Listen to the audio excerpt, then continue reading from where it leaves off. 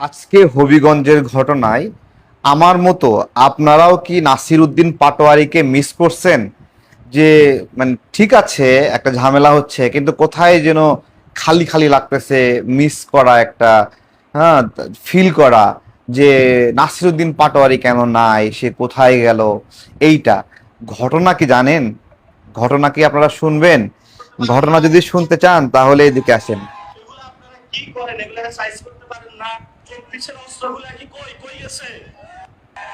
এগুলো আপনারা কি করেন? এগুলা সাইজ করতে পারেন না? 24-এর অস্ত্রগুলা কি কই কই গেছে? এগুলো আপনারা কি করেন? মানে বুঝতে পারছেন কি হুমকি দিচ্ছে? এগুলো কই, আপনারা কি করেন? 24 গুলো কই গেছে? মানে সরাসরি রাশির হুমকি দিচ্ছে, সরাসরি হুমকি দিচ্ছে, এবং সরাসরি হুমকি দিচ্ছে যে এগুলো কই, মানে বিএনপি করতে হবে, অমুক করতে হবে, অমুক করতে হবে, ছেলেবেলাকে উস্কানি দিয়ে রেডি করতেছে। কিন্তু বাস্তবে কি হলো, যখন গুতাগুতি শুরু হলো হুমকির প্রেক্ষিতে, তখন আমরা সবাই মিস করলাম যে বেচারা কোথায় যেন প্যান্ডেলের তলায় লুকায় গেছে। হ্যাঁ, প্যান্ডেলের তলায় লুকানো খুবই স্বাভাবিক, কারণ বাপে ছিল জামাত, মায়ে ছিল জামাত কর্মী, মহিলা কর্মী, এবং ছেলে ছিল রাজাকার শাবক। সবকিছু মিলিয়ে গুপ্ত হয়ে থাকা তাদের অভ্যাস। ঠিক ওইটাই হয়েছে।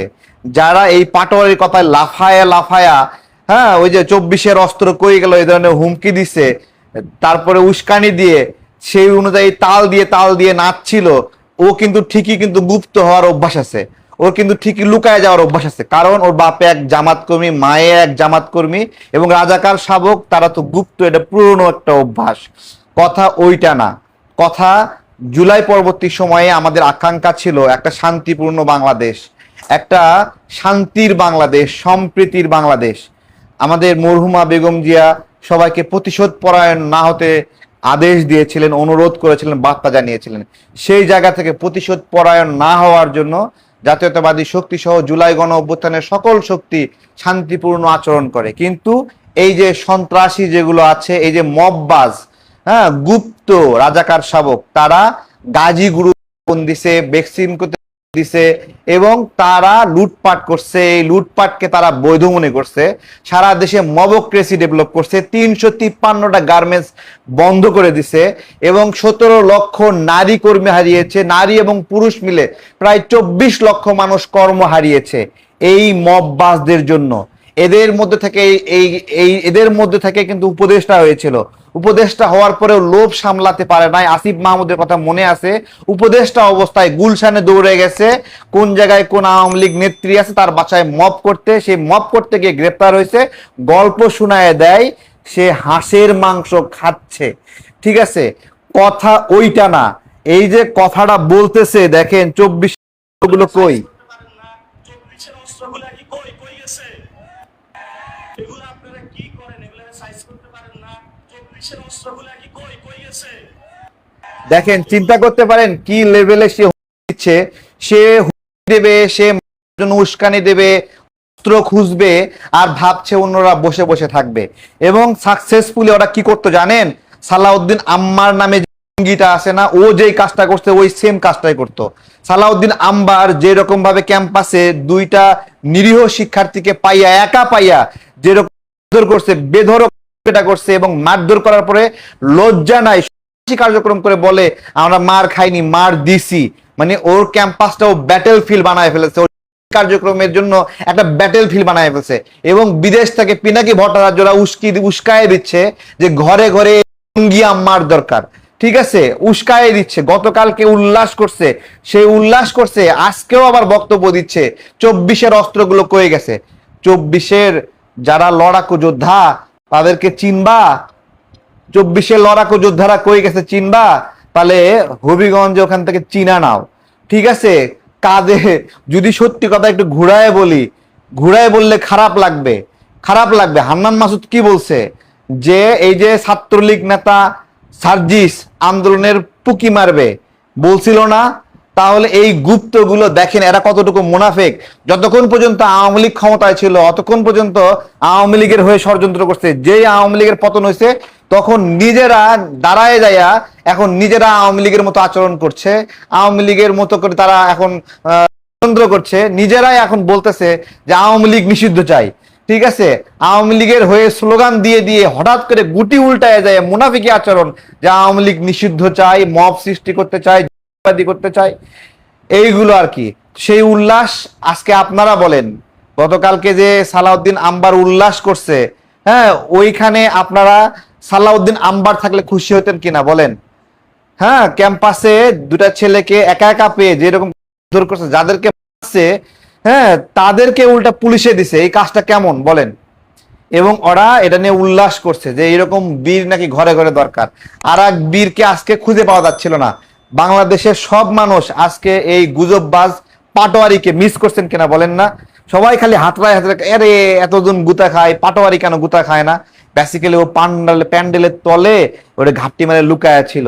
আর এইদিকে আরেকটা আছে না, হ্যাঁ, আন্দোলনের পুকি মারার কথা বলছে হান্নান মাসুদ, ওদের কথা আমরা জীবনের এই ধরনের কথা কারো উদ্দেশ্যে এই ভাষায় কখনো সময় বলি না, কখনো বলবো না, ওদের ভাষায়। সেই সার্জিস আলম কি বলছে, বিচার না হওয়া পর্যন্ত হবিগঞ্জ ছাড়ছি না।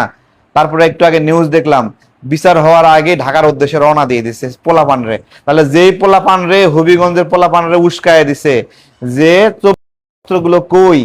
ঠিক আছে, খুবই ভালো করে একটা মনে করি, ওইখানে একটা ছেলে ছিল মাহাদিনা মেহেদি নাম, কি বলছিল যে থানায় দিছে, তারপরে কোন হিন্দু পুলিশ অফিসারকে দিছে, তারপরে এবং থানাতে হুমকি দিচ্ছে। পরবর্তীতে আর একদিন সে গুতা খায় ওই থানাতে গিয়ে লুকাইছিল কিনা বলেন? থানাতে গিয়ে লুকাইছিল কিনা বলেন? এবং সবচেয়ে গুরুত্বপূর্ণ বিষয়ে এরা সারাক্ষণ দিল্লি না ঢাকা স্লোগান দেবে, পরবর্তীতে সেই মেহেদি দিল্লিতে গেছে কিনা বলেন? আবার আসেন, এই যে সার্জিস আলম দিল্লি না ঢাকা স্লোগান দেয়, তারপরে সেই দিল্লিতে বাপরে পাঠাইছে কিনা বলেন চিকিৎসার জন্য? বিষয়টা ওইটা না। আমরাও দিল্লি না ঢাকা স্লোগান দেই, কিন্তু দিল্লিতে আমাদের যাওয়া প্রয়োজন হয় না। আমরা দেশের উপরই আস্থা রাখি, দেশের উপরই ভরসা করি। কিন্তু যেই গুজববাজ মববাজরা মানুষকে অস্ত্রের ভয় দেখায়, আজকে তাদের অবস্থা আপনারা সবাই দেখেছেন।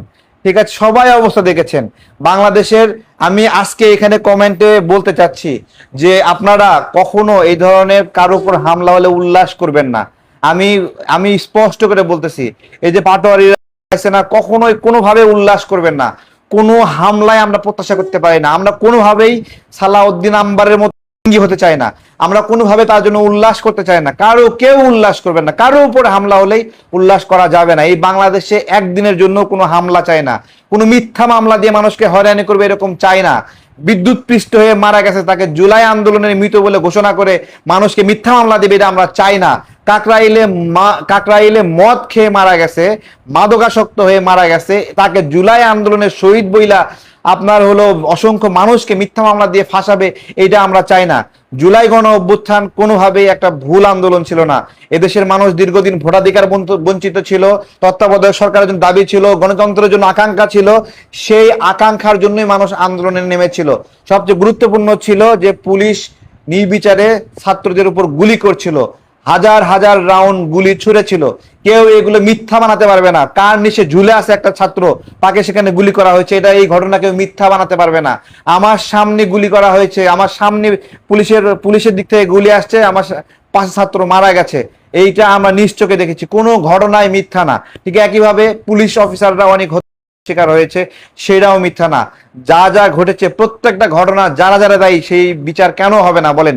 বিচার হবে, কিন্তু যেই মিথ্যা মামলাগুলো দিয়ে হাজার হাজার মানুষকে হয়রানি করা হয়েছে, এই হয়রানিটাও মিথ্যা না। আমরা এই হয়রানির সময় চাই, আমরা চাই কোনো গাজী ফ্যাক্টরি তার আগুন না, বেক্সিম কোথায় থাকবে না, মানুষ তার কর্ম করে খাবে, মানুষ শান্তিতে থাকবে, মানুষ গুজব ছড়াবে না, মিথ্যা ছড়াবে না, মানুষকে এইভাবে ভয় দেখাবে না, পাটোয়ারির মতো এরকম বেদবি করবে না, রাজনৈতিক কর্মী হয়ে আর এক রাজনৈতিক কর্মীর চরিত্র হনন করবে, এই ধরনের অসভ্যতা বর্বরতা আমরা চাই না। আমরা এমন একটা শান্তির বাংলাদেশ চাই, সেই শান্তির বাংলাদেশে সবাই রাজনীতি করবে, সবার জন্য রাজনৈতিক স্পেস থাকবে, হয়রানি থাকবে না। আমরা এমন একটা বাংলাদেশ চাই যেই বাংলাদেশে আদালত থেকে জামিন নিয়ে একটা রাজনৈতিক কর্মী বের হয়েছে, ও যে রাজনীতি করুক, বের হওয়ার পরে আবার ওখান থেকে পুলিশ ধরতেছে।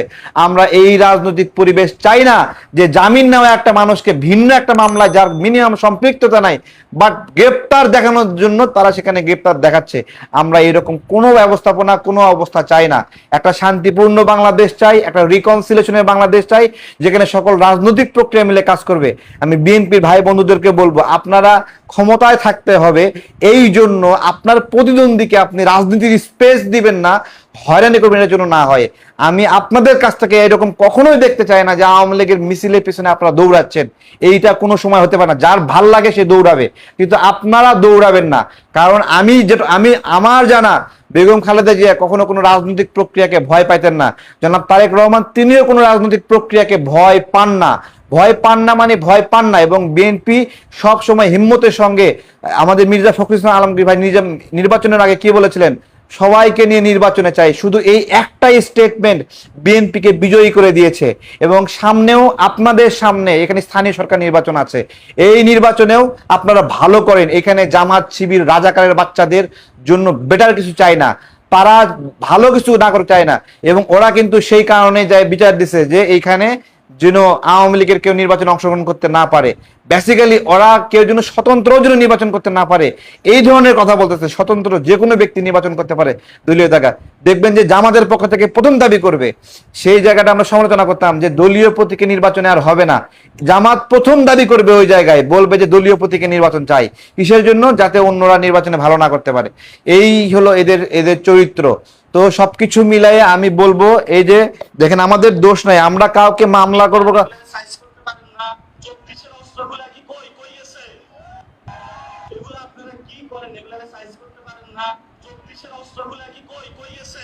দেখেন, আমরা কোনো সময়ের জন্য কাউকে এই ধরনের হুমকির ভাষায় কথা বলবেন না, ঠিক আছে? আজকে যারা এখানে এই মানে এখানে দুর্ঘটনা ঘটেছে তাদেরকে বলবো যে, এবং সবাইকে বলবো যে না, এরা চিল্লায়ে মরে যাক, এই ফাতরাগুলো চিল্লায়ে মরে যাক। হ্যাঁ, এদের এই সুচা মাইরা, কুত্তা মাইরা মানে লাভ আছে? বলেন, এদের গায়ে হাত দিয়ে লাভ আছে? দেখেন হাতে একটু ছিলায় গেছে, হাউমাউ করে কান্না শুরু করছে। অথচ গতকালকে বাঁশ দিয়ে দুইজন শিক্ষার্থীকে একলা পেয়ে যেভাবে উল্লাস করছে, আজকে একটু হাতে একটু আঁচড় খাইছে, কোথায় উষ্টা খাইছে, এখন কান্নাকাটি শুরু করে দিচ্ছে। তো এই সুচা মাইরা, হ্যাঁ সুচা ইঁদুর মাইরা লাভ আছে? বলেন, এগুলোর গায়ে হাত দিয়েন না আপনারা। এই ধরনের কাজ আমরা সাপোর্ট করি না।